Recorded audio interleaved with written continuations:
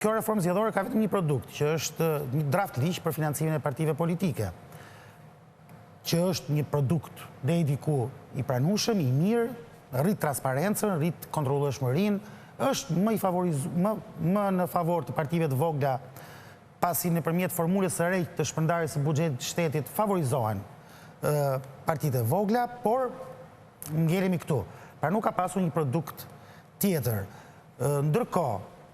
të dyja palët politike, sidomos Partia Demokratike dhe opozita, le të themi, e cila është më interesuar për reformën zgjedhore,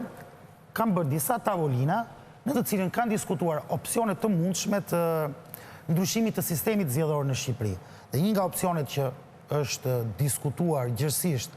dhe që ka marrë dhe pranimin dhe miratimin nga Partia Demokratike është ndryshimi i sistemit zgjedhor nga rajonal në kombëtar me lista të hapura. Çka do të thotë që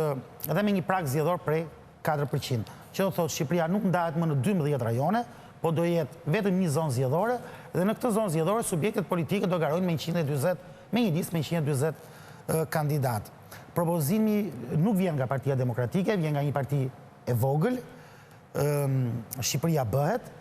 është propozim i tyre, është propozime të cilin ata kanë punuar dhe më përpara, kanë mbledhur dhe firmat e qytetarëve shqiptar për ta çuar si iniciativë ligjvënëse qytetare në